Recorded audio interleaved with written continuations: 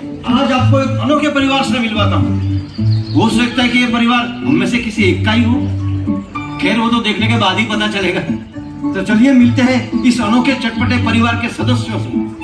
तो शुरुआत करते हैं इस घर के और मेरे मालिक परेश चटपटिया और मालकिन वनिता चटपटिया से। चलिए। वनी, ओ वनी, कहाँ चली गई वनी? ए हालो, पावली लईने हूँ तो पावागढ़ गई थी, पावली लईने हूँ तो पावागढ़ गई थी, पावागढ़ माड़ी मने दर्शन दे, पावागढ़ माड़ी मने दर्शन दे, दर्शन दे, नहीं तुम्हारी पावली पाछी दे, नहीं तुम्हारी पावली पाछी दे। हो गया तेरा। हाय हाय, आप ऐसे कान में टिंडोरा लगा के क्यों खड़े हैं? देसी की देसी ही रहेगी तू। ये टिंडोरा नहीं है, ब्लूटूथ है, ब्लूटूथ। और तू ये क्या पागलों की तरह नाच रही थी? वो अपनी शेरी में ना गरबा का कंपटीशन है तो उसकी प्रैक्टिस कर रही थी। कैसा लगा आपको मेरा गरबा? ऐसा लग रहा था जैसे किसी बैल को खेत में खुला छोड़ दिया हो। आपने मुझे बैल कहा? हाँ। कभी तो मेरी तारीफ कर लीजिए। लो बोलो, पहले तारीफ करने लायक कुछ कर तो सही। क्यों? उस दिन मैंने कितना स्वादिष्ट पिज्जा बनाया था। स्वादिष्ट? बिल्कुल गोबर जैसा था। हाय हाय, आपको गोबर का टेस्ट पता है? अरे अरे, कब चखने गए आप गोबर? कोई गोबर नहीं चखा मैंने। चल अब बहुत बकवास कर ली। जल्दी नाश्ता लगा, मुझे मीटिंग के लिए लेट हो रहा है। हाँ। मुझे देखे जो सब भूल जाए वो, मेरा नाम यो यो, मेरा नाम यो यो। ये आ गया, न काम का न काज का, दुश्मन अनाज का।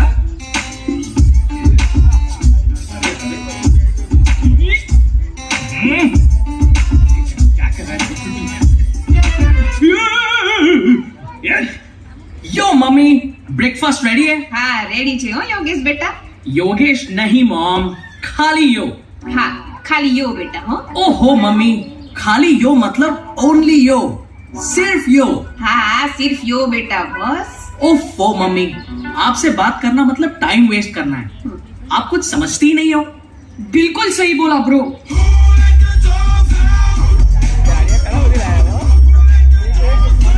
हो गया तेरा, चल अभी आके खाना खा ले। मम्मी सीधी नहीं हो रही। कितनी बार बोला इस लड़के को अपनी गर्दन को ऐसे टेढ़ी मेढ़ी मत किया कर, अटक गई ना। ओ कई करो तमे हवे। तू रुक मैं करता हूं। ये इसकी गर्दन को तो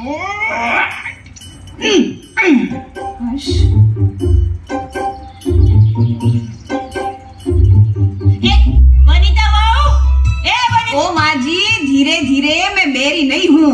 तू बेरी नहीं है, लेकिन मुझे गूंगी करके छोड़ेगी। अरे ये क्या कह रही हो बा? वनिता ने क्या किया? अरे मुझ पे कितने अत्याचार करती है ना, पता नहीं है तुझे। ये देख, ये फोन में देख। अरे कितनी अच्छी अच्छी जूस और लस्सी बनाने की रीत बताइए इसने। मैंने इसको बोला कि दही की मस्त केसर मलाई वाली लस्सी बना, पढ़ना वाइड। ये देख, करेले का जूस बना के दिया।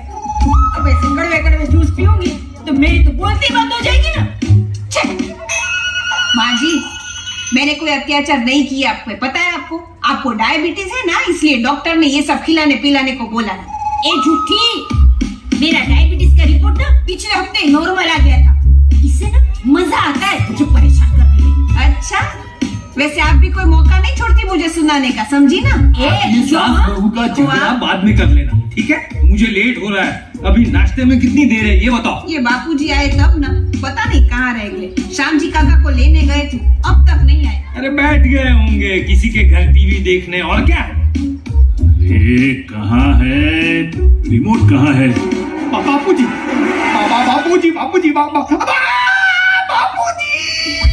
मेरा लैपटॉप गिरते गिरते रह गया बापूजी। गिरा तो नहीं ना? आप कभी सीधे मुंह बात ही नहीं करते। बात करने का टाइम है तेरे पास? अरे अब आप बेटे अपनी लट करनी बंद करो। और आप श्याम जी भाई को लेने गए थे ना, कहाँ है? हाँ भाई, मेरे साथ ही आए हैं। बाहर वो गरीब बच्चों को खाना खिला रहे हैं, आते ही होंगे। हाँ हाँ। अरे वाह, श्याम जी काका तो एकदम भगवान के मानस है। हाँ, ये लो आ गए। आओ आओ। जय स्वामीनारायण श्याम जी काका। जय स्वामीनारायण। जय स्वामीनारायण शोभना बहन, जय स्वामीनारायण वनिता दीकरी। क्रीश योगेश बेटा पैर पकड़। अरे ये अपने नहीं श्याम जी काका के पैर छुओ। आपको आने में कोई तकलीफ तो नहीं हुई ना? जी बिल्कुल नहीं दिख रहा। सरस, तो श्याम जी काका अब आप जल्दी से क्रैश हो जाइए। मम्मी क्रैश नहीं, फ्रेश फ्रेश।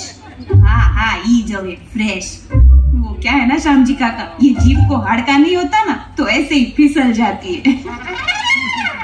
मम्मी आपको इंग्लिश आती नहीं है तो बोलती क्यों? कितनी बार बोला तुझे सिखाने को? सिखाता है तो मुझे। मम्मी ये इंग्लिश सीखना आपके बस की बात नहीं है और मेरे पास इतना टाइम भी नहीं है। हाँ वे बस इंग्लिश मीडियम। चिंता मत करो वनिता दीकरी, धीरे धीरे सीख जाओगी।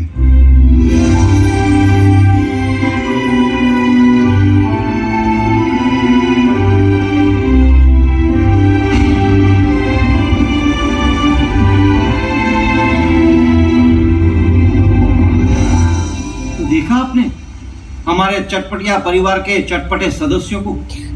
ये परिवार जितना चटपटा है उतना अटपटा भी है। कैसे?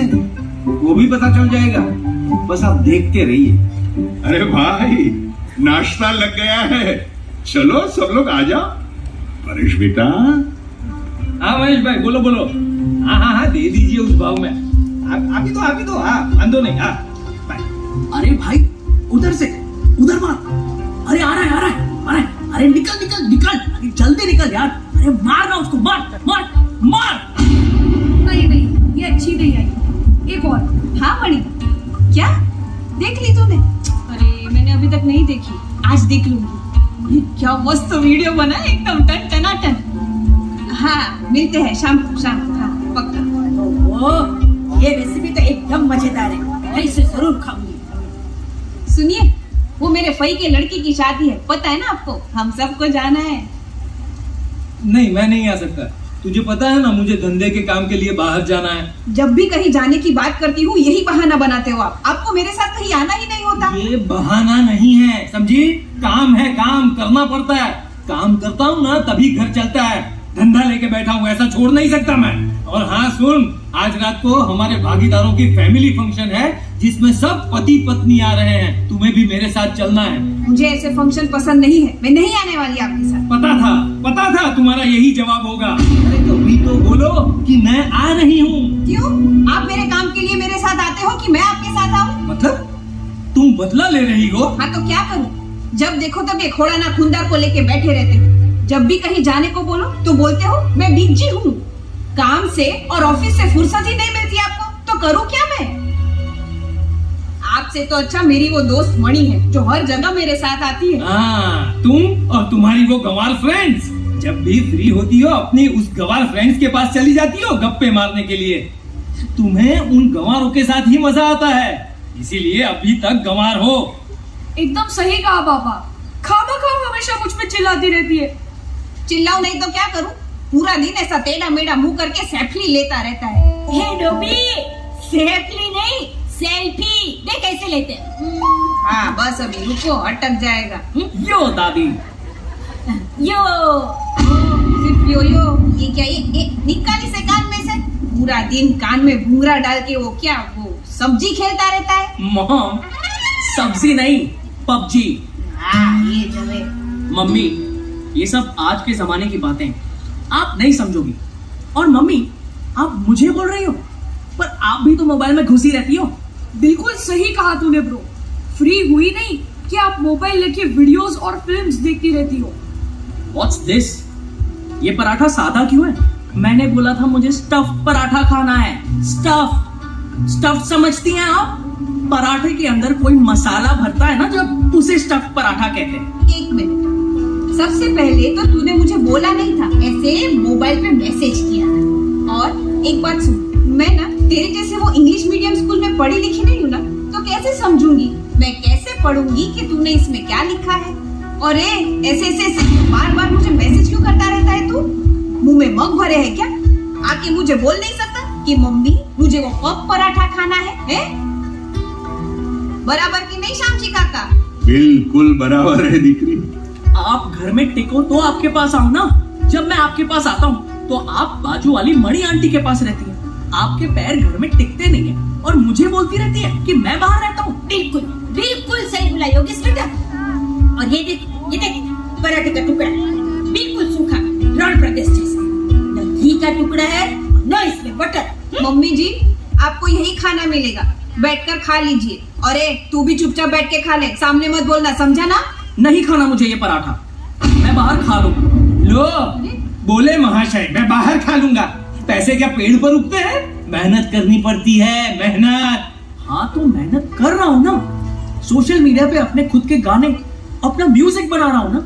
लेकिन आपको तो बस चिल्लाना ही आता है। क्या तू क्या गवैया बनेगा? कितनी बार बोला कि मुझे ये तेरे म्यूजिक में जरा भी इंटरेस्ट नहीं है। इन फालतू की चीजों में अपना टाइम और मेरे पैसे बर्बाद मत कर। आपके लिए फालतू होगा पर ये मेरा पैशन है। और मैंने भी आपको 1000 बार बोला है कि नहीं करनी मुझे पढ़ाई, मुझे म्यूजिक और सिंगिंग में आगे बढ़ना है। आपके दिमाग में ये बात क्यों नहीं घुसती? योगेश बेटा, ऐसे बात नहीं करते, पापा है तुम्हारे। ये चाहते ही नहीं है कि मैं लाइफ में आगे बढ़ूं। तुझे आगे बढ़ाने के लिए तो अच्छे कॉलेज में पढ़ा रहा हूँ, लेकिन तू समझता कहाँ है? समझना तो तुझे है परेश, बच्चे अपनी बात में सही है। श्याम जी, मैं तो इस घर का बड़ा हूँ, मुझे भी कुछ पता नहीं होता कि घर में और धंधे में क्या चल रहा है। बस मेरी कीमत इस पुराने फर्नीचर जितनी है इस घर में। बापूजी, आप तो बस हर वक्त मेरी बुराई ही करेंगे। हमेशा बस सबको सलाह देते रहते हैं, टोकते रहते हैं। कभी कहते हैं खाना अच्छा नहीं बना, कभी कहते हैं कोई टीवी देखने नहीं देता। हमारी गलती ही दिखाई देती है आपको। मुझे तेरे मुंह नहीं लगना। कहाँ जा रहे हो? मनसुख, मेरी कोई इज्जत ही नहीं है। शांत हो जाओ परेश बेटा, शांत हो जाओ। इस घर में कोई शांत नहीं रहता काका। बड़े तो बड़े, बच्चे भी अब सामने बोलने लगे हैं। हाँ, पैदा कर दिया और बड़ा कर दिया ताकि अपना हुक्म चला सके हम पे। कहाँ जा रहा है योगेश बेटा? रुक, मुझे भी नहीं खाना ऐसा रूखा सूखा खाना। जाओ दे। ये इस घर का रोज का नाटक है, कोई नहीं सुधरेगा। छोटी मोटी बहस तो इस घर में हुआ ही करती थी, पर इस बार मामला थोड़ा गंभीर। थोड़ा नहीं, बहुत गंभीर है चंदू। इस घर में कोई भी किसी से प्यार से बात ही नहीं कर रहा है। सबके बीच अंतर और मनमुटाव बढ़ता ही जा रहा है। लेकिन नहीं, अब मैं इसे और नहीं बढ़ने दूंगा, और इसके लिए तुझे मेरी मदद करनी होगी। बोलो ना काका, क्या करना होगा?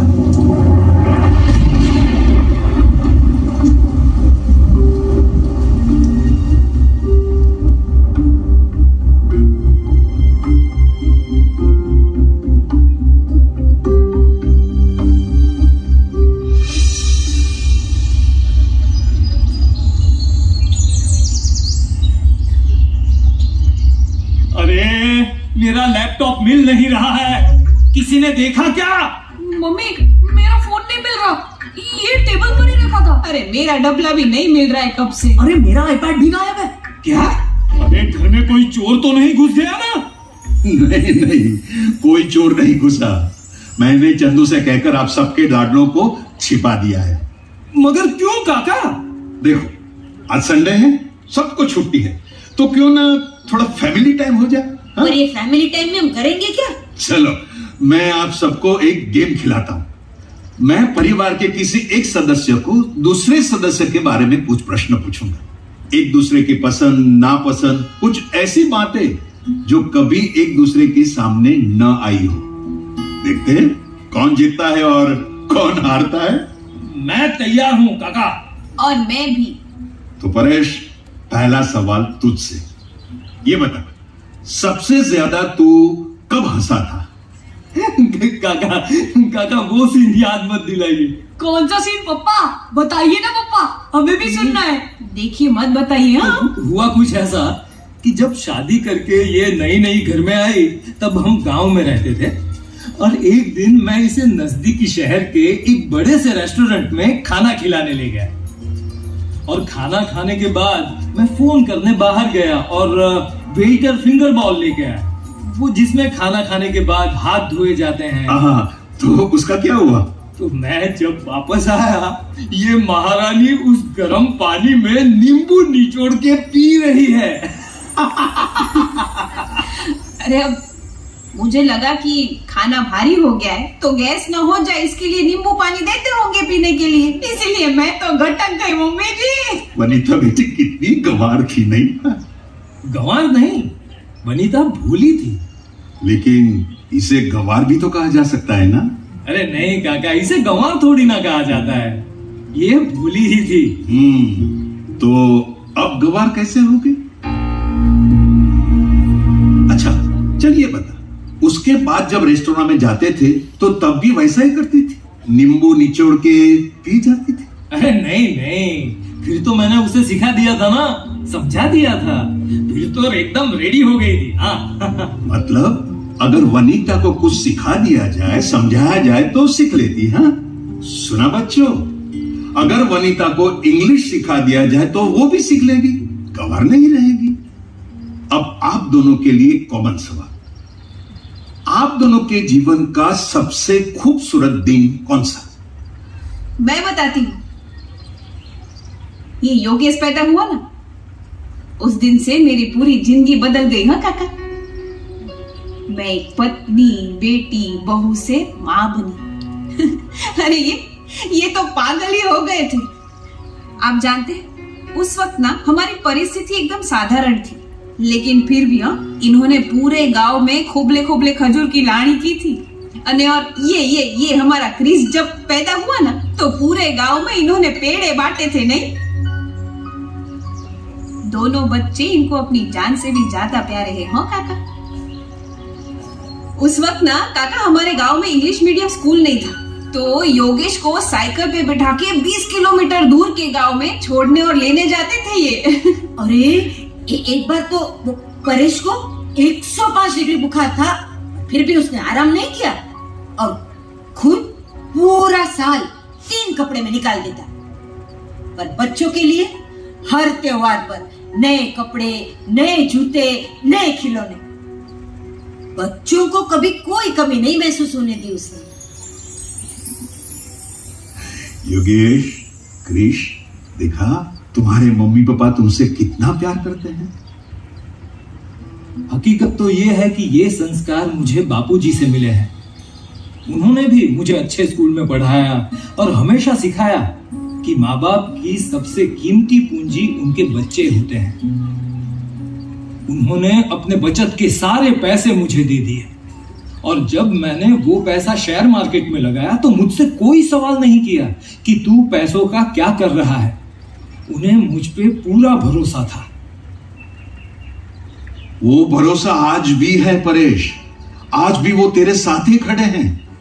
बस हम भूल जाते हैं कि हमारे चाहने वाले, हमारे अपने लोग हमारे पास ही हैं। हम भूल जाते हैं उन्हें टाइम देना, उनके साथ बैठना, उनसे अपनी बातें शेयर करना, उनकी बातें सुनना। परेश बेटा, पता है वनीता उनकी गंवार दोस्तों के पास क्यों जाती है? क्योंकि घर में उसके साथ कोई बात करने वाला नहीं है। वो पुराने विचार वाली है, लेकिन उसे नए जमाने की बनना है और कोई बनाने वाला ही नहीं है। इसीलिए वो अपनी दोस्त मणि और सरोज के पास जाती है, उनसे आज के जमाने के तौर तरीके सीखने। शुभना बहन, उम्र के मुताबिक हम सबको जीभ के चटकारों को भी काबू में रखना चाहिए। आपका डायबिटीज नॉर्मल हुआ, उसका कारण वनीता है। उससे आपकी फिक्र है, इसीलिए वो आपको सब चीजें खाने पीने नहीं देती। आपका डायबिटीज नॉर्मल हुआ है, लेकिन कोलेस्ट्रॉल अभी भी है। वनीता ने ये बात आपको नहीं बताई ताकि आप बेकार का टेंशन न लो। शुभना बहन, एक बात कहूं, वनीता जैसी बहू तो भाग्यशाली सास को ही मिलती है। योगेश बेटा, कृष बेटा, आप लोगों को फरियाद है ना कि मम्मी भी मोबाइल में घुसी रहती है। उसमें वो इंग्लिश सिखाने वाले वीडियोस देखती रहती है ताकि वो भी इंग्लिश बोल सके और उनके बच्चे उनसे ठीक से बात करें, उनके बच्चे उनके नजदीक आए। योगेश बेटा, म्यूजिक का पैशन होना एक बात है और उसे अपना प्रोफेशन बनाना दूसरी बात है। तेरे पापा भी चाहते कि तुम अपनी पसंद का ही करियर चुनो, उसी में आगे बढ़ो। लेकिन आज के इस स्पर्धात्मक युग में तेरे जैसे कितने बच्चे होंगे जो म्यूजिक में अपना करियर बनाना चाहते हैं। जरूरी नहीं कि सब सफल हो, इसलिए प्लान बी होना भी जरूरी है। हर पिता सबसे पहले अपने बच्चों के भविष्य के बारे में सोचता है, और तेरे पापा भी उन्हीं में से एक है जो अपने बच्चों को प्यार तो बहुत करते हैं, बस दिखा नहीं पाते। और परेश, बिजनेस के पीछे इतना भी मत भाग कि परिवार को समय ना दे सके। तेरे धंधे में बहुत टेंशन है, और उसी टेंशन की वजह से तू घर में सब पे चिल्लाता रहता है। लेकिन तुझे ये भूलना नहीं चाहिए कि ये लोग तेरे क्लाइंट नहीं हैं, तेरे अपने हैं। और सिर्फ स्कूल की फीस भर देने से बच्चों के प्रति जिम्मेदारी खत्म नहीं हो जाती। बच्चों के साथ भी थोड़ा टाइम बिताना चाहिए। और रही बात तेरे बापूजी के डिमांडिंग स्वभाव की, बेटा, उम्र के हिसाब से बुजुर्गों के स्वभाव भी बदलते हैं ना। उनके स्वभाव के साथ आज की पीढ़ी को थोड़ा एडजस्ट करना पड़ता है। आप लोग जब छोटे थे तब उन्होंने भी एडजस्ट किया था ना। अब आपकी बारी है उनके साथ एडजस्ट होने की। और वनिता दिकरी, माना कि तुझे फंक्शन में जाना पसंद नहीं है, पर पति के साथ अगर उसके काम के लिए जाना पड़े तो जाना चाहिए। जब पार्टी में सभी पति अपनी पत्नियों के साथ आते हैं और परेश अकेला होता है, तो सोचा है उसके दिल पे क्या बीतती होगी। बापूजी, मुझे माफ कर दीजिए। वनीता, वो मुझे माफ कर दे बेटा, मैंने तुझे गलत समझा। धन्यवाद श्याम जी, आज तेरी वजह से हमारे बीच की दूरियां कम हो गई। आज तेरी वजह से हम एक दूसरे को और एक दूसरे के प्यार को समझ पाए। तेरा बहुत बहुत धन्यवाद। धन्यवाद मेरा नहीं मनसुख, अगर तुझे धन्यवाद करना है तो प्रमुख स्वामी महाराज का कर। ये सब उन्होंने सिखाया।